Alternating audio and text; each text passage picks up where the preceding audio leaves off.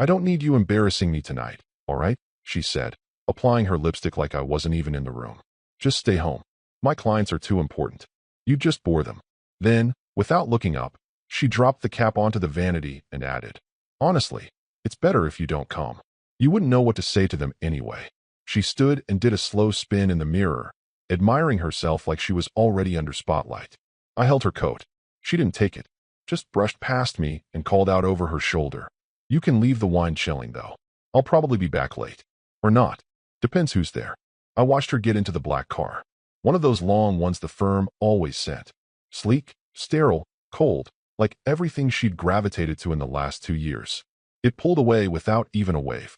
I stood there on the porch a moment, then went inside and placed her untouched coat gently back on the hanger.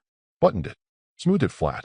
Then I walked down the hallway, past the photos she hadn't taken down but hadn't looked at in years, and into our bedroom. Laid out on the bed was a second tuxedo. Mine. Pressed. Pocket square ironed. Shoes gleaming. I didn't shave angry.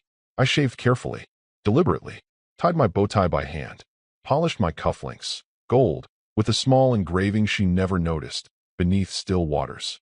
A line from my father. A warning about men like me. 10 minutes later, I walked down the same driveway she had, in the same direction, but with a very different destination in mind. Not the valet line. Not the marble steps leading up to the gala's grand entrance. I parked behind the service lot, took the staff elevator, nodded at the event security guy, who handed me a pass without a word. No scanning. No questions. Just recognition. The inside of the venue was loud, glittering, and artificial, like someone had tried to build prestige out of mirrors and wine spritzers. She loved it. She lived for these nights. The fake laughter, the power banter, the borrowed gown she pretended were hers. I stayed in the shadows, watching. She was holding court by the entrance now, laughing too loudly at some executive's flat joke. Hands flying, head tilting, the whole look at me show. Her dress shimmered every time she moved. It was designed for it. She'd chosen spectacle over substance so many times now. I barely remembered who she'd been when she wore canvas flats and brought me coffee at midnight just to sit in silence and read beside me. People ask me why I never fought her about the change. Why I didn't demand more space. The truth is, I don't beg for space. I take it. Quietly. Efficiently. Permanently. The man she was trying so hard to impress tonight. The firm's crown jewel client. The one her team had prepped her for all month. He was already watching. Not her. Me. From across the room. We'd known each other 12 years. Not through business. Not through her. Through something that actually mattered. Something that made all the gala speeches in the world sound like background noise.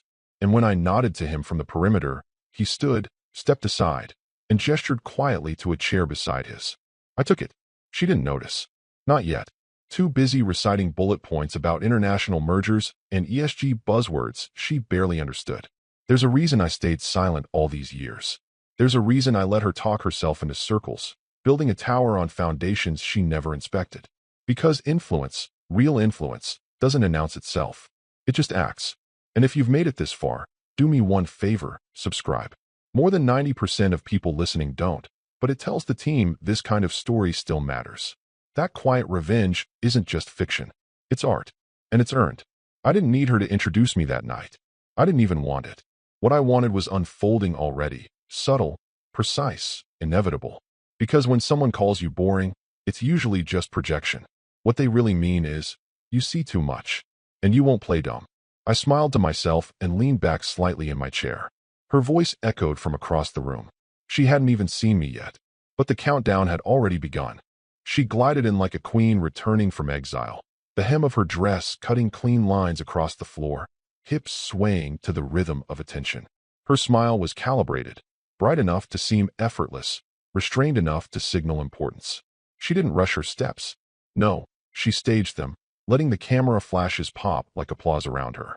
One of the junior partners whispered something about her being the firm's closer, and she laughed, loud enough to let nearby clients know she wasn't just charming. She was essential. It was almost impressive how flawlessly she slipped into the performance. Air kisses, perfectly spaced compliments, inside jokes with the procurement team from Belgium, the faux humble thank you to the CEO's wife for that stunning brooch she wouldn't be caught dead wearing herself. She was right about one thing. Her clients were important. She just didn't understand how small she looked from the right vantage point. The room was a shallow pond with expensive lighting, and tucked just past the spotlight glare, along the edge of the sponsor tier, sat a man who didn't need to be seen to be felt. Gray suit, white cuffs, a watch whose face had no logo because everyone who mattered already knew who made it. That was William Hart, founder, multi-sector philanthropist, technically retired but functionally omnipresent. And to his right, barely angled toward the light, was me. I didn't smile, didn't raise a glass. I just sat, present, calm, like someone who belonged. She didn't notice. She was too busy doing her version of diplomacy, talking too long, laughing too sharp, promising access she didn't control. At one point, she gestured vaguely to the VIP section and said something about having to sit with the ethics people later. Ugh. The man she was talking to glanced toward our table. His eyes lingered, but he said nothing. What she hadn't bothered to find out was that Mr. Hart didn't come to these events for the speeches. He came to observe, to evaluate, to verify that the people entrusted with his multi-billion-dollar contracts weren't just smart, but stable. And while she'd spent months rehearsing her big pitch, she forgot one tiny detail. He'd already made his decision. It wasn't based on her PowerPoint, or her client list, or the overpriced hors d'oeuvres she pretended to enjoy. It was based on one night. Years ago, a private evening in a hospital chapel, after a personal loss neither of us spoke about in public. We sat in silence for 3 hours. Not networking, not scheming, just human. That night built a bridge between us. A quiet one, invisible to people like her, who only recognize power when it's wearing a name badge.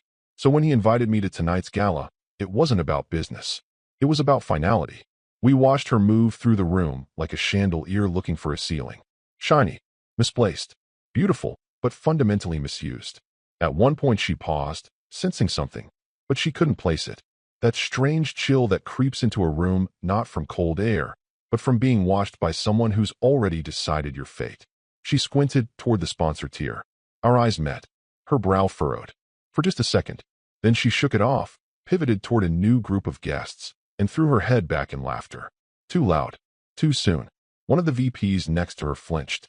The imbalance had begun. Not with a crash, not with a scene, but with a glance. A moment. Because there are rooms you walk into thinking you own them. And there are rooms where your ownership gets quietly revoked. The ballroom lights dimmed just enough to signal the transition from mingling to seating. Waiters moved like synchronized phantoms, refilling glasses and replacing past trays with printed menus. The MC cleared his throat near the mic. Her cue. She gave a last flash of teeth to a prospect from Berlin and turned, eyes scanning the white and gold seating chart propped on an easel near the entrance. Her finger traced names, lips twitching in satisfaction. There it was, center row, table 1. She was listed third, right after 2 executive VPs, and just before the CMO of the client she'd spent half the year courting. She'd made it. She never noticed the second column. Not because it wasn't visible, but because she didn't expect there to be anything worth noticing. I wasn't supposed to be there, after all. I was the person who would bore them, remember? She glided to table 1, catching smiles, murmuring, thank you, as she passed.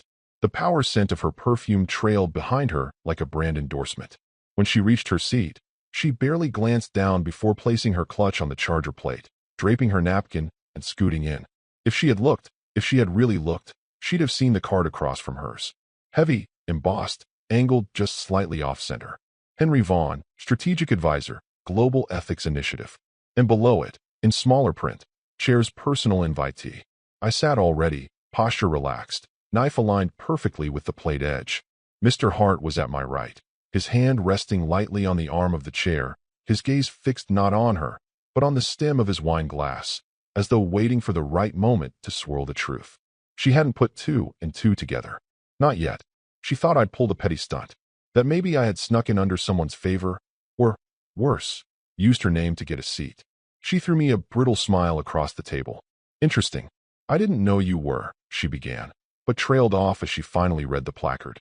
That pause, that half-second her eyes lingered, widening just slightly. That was the moment she understood. This wasn't a coincidence. This was architecture. You see, years ago, when Hart lost his daughter to a preventable post-op infection, he didn't hold press conferences. He didn't sue. He quietly founded a parallel review group, an underground ethics initiative, to advise on hidden patterns of misconduct and misrepresentation in healthcare delivery chains. Not for press, not for applause, just for impact. He'd met me through that. I'd written something obscure, buried in a white paper on institutional blind spots and the pathology of corporate ego. He called me the next day. We'd spoken for 4 hours. Over time, he asked for more. More insight. More patterns. More strategies to deflate the hot air balloon of performative leadership in suits too shiny to reflect on themselves. That's why I was here. Not because of her. In spite of her. The gala tonight wasn't just a fundraiser. It was a loyalty test. Hart wanted to see who clung to flash and who understood foundation, who could read between the PowerPoint slides. And my wife, the woman who'd built her whole persona on optics and client chemistry, was busy posing with the firm's junior rising stars like a magazine spread waiting to be forgotten. Her earlier dismissal of me hadn't gone unnoticed. Hart had seen it. So had the COO, whose daughter interned under me last summer. So had the guest from London whose autistic son I'd once helped place into a school using a network I never spoke about. She didn't realize that her real audience had shifted long before she touched the mic. By the time the salad was served, the table around her was no longer orbiting her voice. It was orbiting silence, the kind that gathers gravity when the right people stop speaking. And across from her, I waited. Not for revenge, for documentation. Because in rooms like this, power doesn't knock. It watches, then writes you down. She was at her peak now, the high point of her orbit, circling the biggest client like she was Jupiter and he was just another moon to capture. Her glass was full, her laugh sharp, rehearsed just enough to seem spontaneous. The string quartet played something vaguely Vivaldi in the background, but she talked over it like it was ambience meant for her stage. The cocktail hour had transitioned to what she called the soft close, the moment she liked to strike with just enough warmth to make a lasting impression, but not so much as to look eager. She was threading her needle now, recounting some half-true anecdote about a merger in Berlin that she'd barely touched but claimed to have navigated personally. The client, Mr. Hart, smiled politely, letting her talk. He had that unsettling habit of seeming gracious while mentally filing each word like evidence. She didn't notice. She never had. She assumed the absence of pushback meant agreement. That's how she built her world. Then he asked the question. So casually it might have seemed like small talk to anyone else. Is your husband here tonight? Her smile tightened. It was barely perceptible, but I knew her face like I knew blueprints, down to the fault lines. She exhaled lightly through her nose, gave a quick scan of the room to be sure no one too senior was listening, and waved her manicured hand dismissively. No, she said. He'd bore you all to death. He's not really made for these things. She said it like a joke, but with just enough venom to leave a stain. She expected a laugh, or a commiserating nod, maybe even the raised eyebrow of shared condescension. What she got was silence. Hart didn't blink, didn't laugh. He just looked at her for a long second, as if remeasuring something that had slipped out of alignment. Then, with the calm of a man who signs billion-dollar terminations before breakfast, he said, "Excuse me. I have something I need to attend to." And that was it. He turned and walked, unhurried, but with purpose, straight toward the side annex where the ethics panel staff had quietly gathered. Most guests didn't even know that table was there. No signage, no fanfare, just a small group of people in matte black suits with no name tags and serious faces. He leaned down, spoke briefly to the woman at the center, and handed her a small envelope. Sealed. No markings. She nodded, took it with both hands. The woman beside her, a regulatory liaison from an outside compliance firm, jotted something into a leather notebook. Another man tapped something into a tablet. This wasn't drama. It was procedure. Across the room, my wife chuckled at something a CMO said and took a sip of wine. No idea that the floor beneath her had just shifted a half-inch. Not enough to notice. Yet. But you know how it is in architecture. A half-inch shift, compounded over structure, becomes a crack. And cracks? They propagate. At that moment, a junior associate tapped her shoulder and whispered something. Her brow furrowed slightly. "What do you mean he's here?" she asked. The associate glanced nervously toward the head table, then back at her. She turned, half expecting some petty disruption. Maybe me lurking with a drink, trying to play clever. But all she saw was a still room. Hart had returned to his seat. I was there beside him. Neither of us was looking at her. That's when it started to itch, this creeping unease she couldn't place. She tried to shake it off, but something about the way the nearby staff began adjusting their headsets, the way the COO didn't return her wave, the way the photographer skipped her table entirely, it all built into a pressure that no amount of charm could dilute. What she didn't know yet, what she couldn't know, was that the envelope Hart submitted contained documentation she'd never even thought to worry about. Because when you build a persona for clients and treat your reality like it's irrelevant, sometimes reality decides to vote. And tonight, it already had. At 6:45 a.m., her phone started vibrating like it was trying to crawl off the nightstand. The screen lit up. Eric Palmer, legal. 3 missed calls. Then another. Then a text. Answer. Now. This is serious. She groaned, still half drunk on Pinot and ego from the night before. Her mascara had smudged along the pillowcase, and the straps of her designer gown were tangled beneath the sheets like confetti from a party she couldn't fully remember. She reached blindly and fumbled the phone to her ear. What? She mumbled, voice dry, scratchy. Eric didn't even greet her. He invoked Clause 5C. Silence. She blinked, trying to decipher the words through the hangover fog. What clause? The morals clause, he snapped. The client. Hart. He's terminating everything. Full exit. No wind-down period, no renegotiation. Just done. Effective immediately. She sat up, sheet falling off her shoulder. That doesn't make sense, she croaked. He was laughing with me last night. It's probably a misunderstanding. There was a pause on the line. Then, he said, and I quote, it's because of her husband. She froze. What does that mean? She whispered. I was hoping you could tell me, Eric said, his voice tight, like someone hanging off a cliff with a threadbare rope. Because when I pressed for clarification, he sent over a formal invocation with timestamps, guest witness statements, and photographic evidence from the gala. He's activating a full disengagement protocol under 5C, moral and reputational breach via internal representative. He named you, but I didn't do anything. He said your conduct toward your spouse violated the firm's social ethics standard. That the language you used last night constituted what he called, let me check, willful social erasure of an internal ethics advisor who was present by personal invitation. She felt like she was falling, like the room tilted 5 degrees left and didn't stop. I didn't even know he was. That's the other thing. Eric cut in.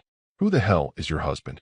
She opened her mouth, closed it, because in that moment, she realized she didn't actually know how to answer that. Not the version of him who smiled politely at board dinners and held her coat when she remembered to bring him, but the other version. The one she'd stopped asking questions about years ago. The one who spent long nights in his study reading things that didn't fit her world.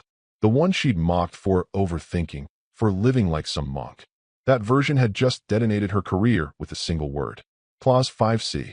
A dusty, rarely used part of the master agreement the firm had included years ago at Hart's request, mostly as a formality. A clause meant to give major clients a graceful exit if a representative of the firm engaged in misconduct. Not criminal, just damaging. And no one ever used it. Until now. I didn't know, she whispered. I didn't mean. He said that makes it worse. Eric replied flatly. His exact words. If she didn't know who her husband was, she shouldn't have built her career pretending she did. Her stomach curled. I can fix this, she said quickly. We can schedule a call. No. Eric interrupted. It's too late. He's already informed 2 other clients. One of them is reviewing their contracts. The board is calling an emergency session at noon. We're facing a chain reaction here. But it was just a comment, she hissed, suddenly angry. A joke. I didn't hit anyone. I didn't steal anything. You did something worse, Eric said, voice low now. You made the wrong person feel small. In public. With witnesses. And the man sitting next to him was someone you should have never ignored. She squeezed her eyes shut, heart hammering. You need to get ahead of this, he added. Figure out who your husband is. What he told Hart. Because right now, you're losing the biggest account on the eastern seaboard, and it's not because of a deal. It's because of you. He hung up. She sat there, phone slipping from her fingers, listening to the buzz of her own panic fill the room like static. Her mouth went dry. She grabbed her laptop, opened it, typed his name, and the search results didn't say +1. Didn't say husband of. They said Senior Strategic Advisor, Global Ethics Initiative. She scrolled and scrolled. Reports, panels, keynotes, ethics audits, foreign policy briefs, and at the center of several, her husband. Quiet, sharp-eyed, with people she didn't know existed. And then it hit her. She hadn't married an accessory. She'd married a scalpel. And last night, she handed him the target. By 10:13 a.m., the official letter was already in every partner's inbox. Subject line, Notice of Clause 5C Invocation, Immediate Termination of Engagement. It came from Hart's executive counsel, but the language bore his unmistakable fingerprints. Clinical, quiet, devastating. Not once did it use her name. And yet there was no confusion about who the letter was about. She stood in the conference room, shoulders drawn tight, staring at the printout, as if sheer disbelief could will the ink to evaporate. Eric, the attorney she'd snapped at countless times for over-explaining, now read each line aloud with the cold monotone of a man trying not to internalize the fallout. Due to multiple observed instances of ethical misrepresentation of personal integrity, disregard for spousal inclusion in contractual social environments, and conduct unbefitting a designated representative of the firm. She blinked rapidly. They're making this personal. That's illegal. They didn't use your name, Eric said flatly. They used examples, quotes, time-stamped documentation. And he held up the final page, flipping it toward her. A still frame. There it was. A high-resolution image. The exact moment she had waved her hand, mid-sentence, sneering, "He bore you all to death." Her expression was amused, dismissive, elevated. Behind her, out of focus but unmistakable, sat Hart, his eyes down, his mouth a firm line. And beside him, just slightly turned away, was me. No one said anything. The only sound was the hum of the HVAC and the muted shuffle of paper. The timestamp matches the gala's peak networking hour, Eric said quietly. This wasn't an accident. He planned this letter the moment that envelope hit the ethics table. This is Hart saying, "We saw, we remember, and we don't tolerate it." She tried to laugh, but it cracked halfway through. So what? I'm being terminated because I didn't kiss my husband's ring in public? That's ridiculous. I built half our pipeline. No, said another voice. A partner, older, calculating, already halfway detached from her fate. You're being terminated because our flagship client just labeled you a liability. You made him look foolish. You disregarded protocol. And, worst of all, you misread the room. She turned on him. He's punishing me for being honest. No, the partner said again, this time with an edge. He's punishing you for being small. The words sat like lead in the air. Across the room, another partner flipped through the letter's annex, which included internal documentation Hart had apparently compiled on several representatives at the firm. But hers was the longest section. 5 bullet points, 3 statements, 2 references to past incidents where she had excluded spousal presence during client-facing events despite contractual stipulations for inclusion in matters of reputation and optics. In short, this wasn't a one-off. This was a pattern they'd missed or ignored because she'd been performing well, bringing in numbers, hosting galas, climbing. But clients don't care about revenue if it's attached to risk, and Hart had just made that risk official. Worse, he'd done it without raising his voice, without filing a complaint. Just a letter, delivered in silence. Like a king revoking a title. Her hand shook now visibly. So what happens next? She asked. No one answered. Not immediately. Then Eric, after a pause, simply said, "That's not up to us anymore." Hart's withdrawal triggers a review of all accounts tied to his portfolio. 3 more clients have already requested meetings. You may have just poisoned half the tree. She looked down at the still frame again.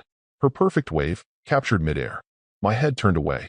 A single second, frozen forever. Not a scandal. Not a crime. Just a gesture, and the man beside her refusing to dignify it. There are no headlines for that. No lawsuits. No redemption arcs.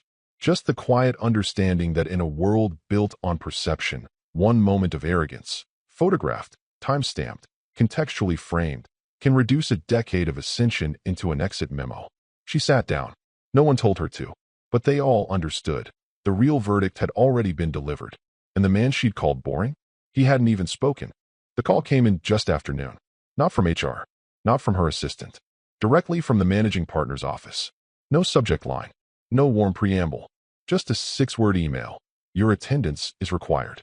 Conference room 4. She arrived 15 minutes early, a folder clutched so tightly in her hand the edge left a red imprint across her palm. Her hair was perfect. Her heels were sharp. Her lipstick was the same shade she wore for investor dinners, crimson with a matte finish. Control in a tube. But the moment she stepped into the room, all of that felt ornamental, like bringing a bouquet to a firing squad. 7 chairs were filled. 2 more stood empty, their occupants pacing just outside the glass wall, whispering in clipped tones.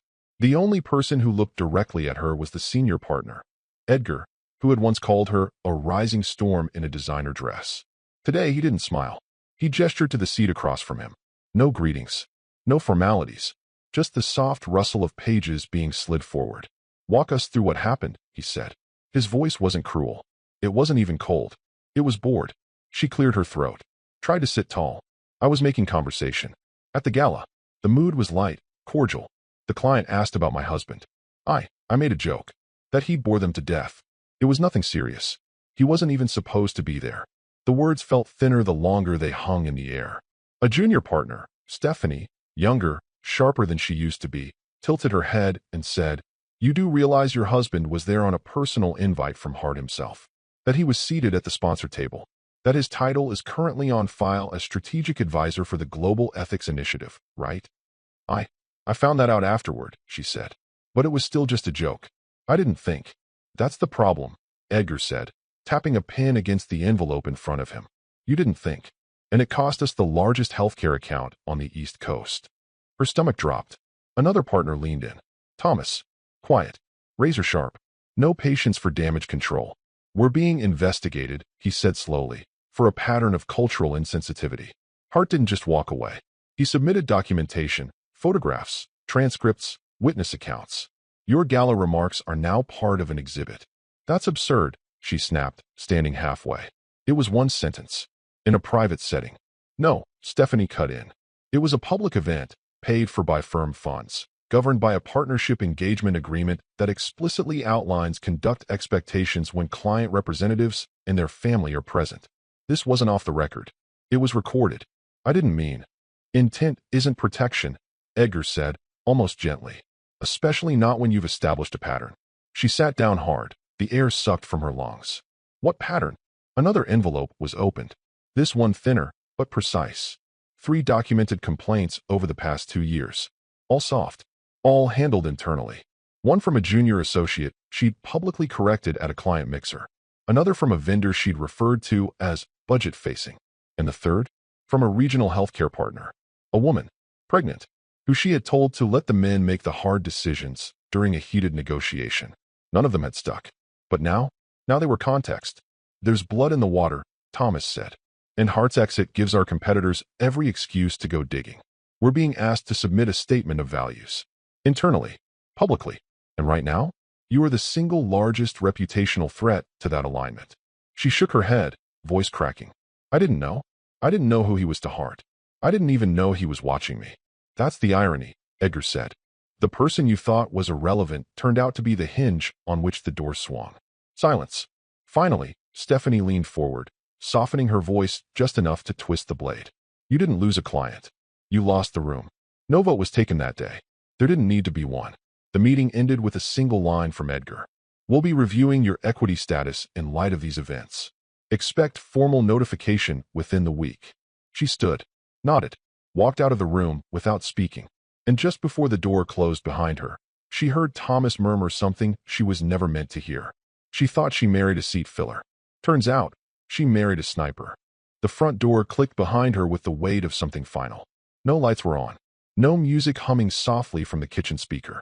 No clink of a glass. No footsteps in the hall. No scent of late-night coffee. Just silence. Thick. Waiting. Watching. She stood in the entryway for a few seconds, as if letting her own house assess whether or not she still belonged in it. Her heels echoed on the tile as she stepped forward, dropping her bag on the same bench where he used to sit and untie his boots after long walks in the evening. Walks she stopped joining because my steps are faster than yours. The bedroom door was slightly ajar. Not dramatically, just enough to suggest someone had passed through it thoughtfully. Not angrily. Not in a rush. She pushed it open. Her side looked untouched. The vanity. The pillows. Her jewelry tray. The blazer she'd discarded the night before still draped over the back of the reading chair. But the other half? Cleared. His watch tray was gone. The small bowl where he kept loose change and cufflinks. Empty. No toothbrush in the bathroom. No travel bag in the closet. His drawer, the one she always joked was too organized to be normal, stood open hollow, like it had never been used. But it was the closet that landed hardest. His suits, gone. Not messily. Not yanked in some emotional storm. Just gone. As if he'd never existed in the space to begin with. The hangers had been left, evenly spaced, like placeholders in a museum exhibit labeled absence. She staggered slightly as she turned, eyes scanning for something. Anything. to hold on to. That's when she saw the wedding photo was missing.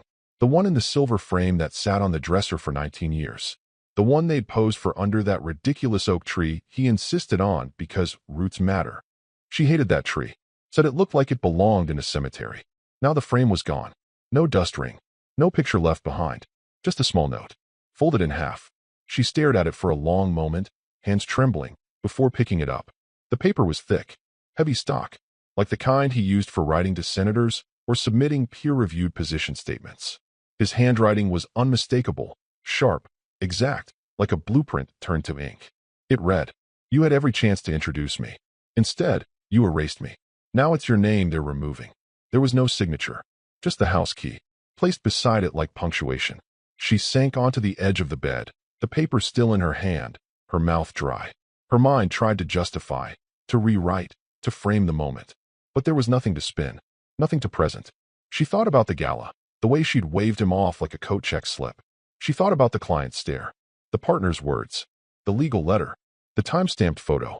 Then she thought about the man she'd stopped asking questions about. The one she told friends, used to be sharp, but now mostly reads ethics journals. The one she left off invites because he'd just sit there quietly. And she realized he hadn't just left. He'd withdrawn. Strategically. Intentionally.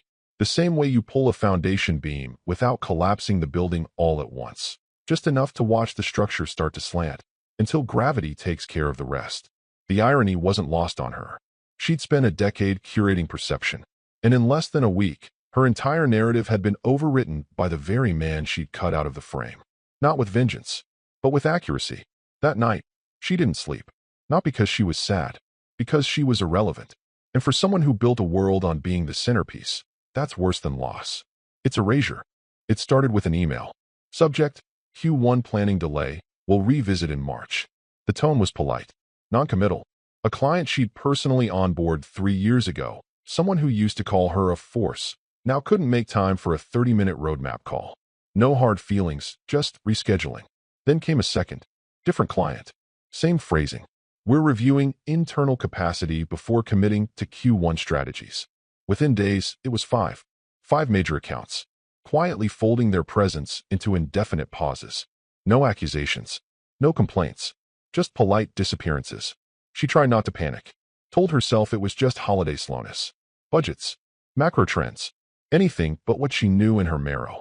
Because the moment she stopped spinning excuses, she'd have to admit the truth. They were freezing her out. And not just clients. Internally, the temperature dropped with surgical precision. The junior associates who used to orbit her in meetings now sat 2 seats down, scribbling notes without eye contact. Marketing removed her photo from the firm's Faces of Leadership carousel silently, without memo. One of her scheduled panel appearances was postponed indefinitely due to logistics. Then came the real wound. An internal operations memo leaked from one of the VPs. She wasn't even CC'd. A colleague forwarded it to her, subject line blank, just the words pasted in the body. Given recent reputational events surrounding client interactions, I recommend that, redacted, refrain from participating in direct client-facing activities for the next 2 quarters to mitigate risk perception. No name, but the phrase was unmistakable. Reputational events. Like her career had been downgraded from influence to incident. She forwarded it to Eric. No reply. The next morning, she walked into the firm's kitchen and 2 analysts stopped mid-conversation. One of them looked panicked, as if he'd been caught eavesdropping on royalty. The other just nodded and left. She poured coffee with hands that wouldn't stop shaking. At her desk, she opened her calendar. It used to look like a mosaic, color-coded blocks stacked edge to edge. Now it looked like a slow death. 2 calls. 1 status review. A lunch with HR that hadn't been confirmed. She checked Slack. An internal thread titled #GalaFallout had been shut down by compliance, but not before a screen cap made its way into her inbox from a former mentee who still pitted her just enough to risk sending it. It was a meme. Her face, cropped mid-laugh. Captioned, "Too important for boredom." Underneath, someone had added, "So important she bored the firm's best client into termination." Another comment just read, "LOL, can we make this the new compliance training cover?" She closed her laptop. Stared out the window for 10 minutes, watching wind push leaves across the parking lot. She wasn't being fired. That would have been a mercy. This wasn't exile. It was evaporation. No announcements. No conclusions. Just a steady pull of attention away from her until she was no longer a risk, just a memory. The building she once floated through like a monarch now regarded her like a security threat on probation. Too visible to be ignored. Too radioactive to be embraced.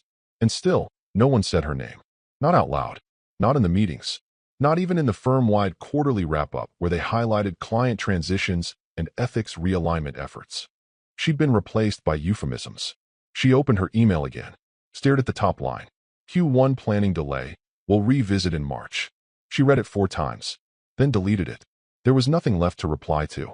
3 months later, in a hotel ballroom 3 states away, her name was spoken again, but not in a way that restored it. The summit was invitation only. Ethics and governance and strategic leadership. 45 speakers over 3 days. 1 keynote slot, reserved for a man most of the attendees didn't know until they Googled him. Henry Vaughn, strategic advisor, Global Ethics Initiative. Former architect, current force. She found out by accident. A former colleague forwarded the summit schedule with a 2-word message. Guess who? At first, she didn't believe it. Then she saw the topic. Integrating silent influence into strategic culture. It sounded like something he'd write. Something he'd say. She told herself not to watch the live stream. But on the second day of the summit, after 2 cups of coffee and a restless morning pacing her apartment, she opened her laptop.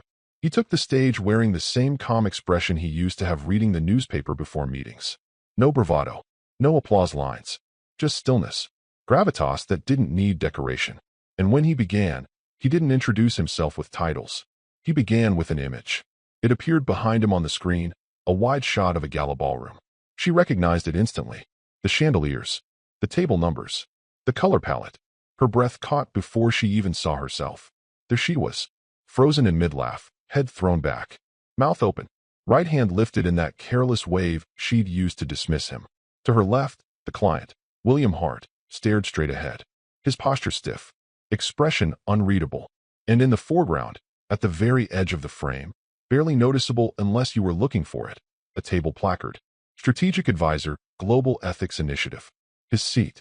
His title. Proof that he had always been invited. Below the image, a caption faded in slowly. 1 line. Unattributed. Character is never loud. But it is noticed. There was no mention of her name.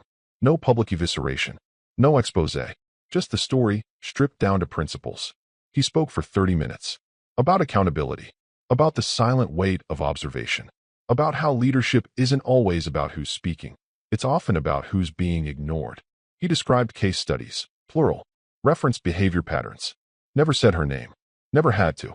But everyone in that room saw the image. They saw her face, frozen in performance. They saw Hart's silence.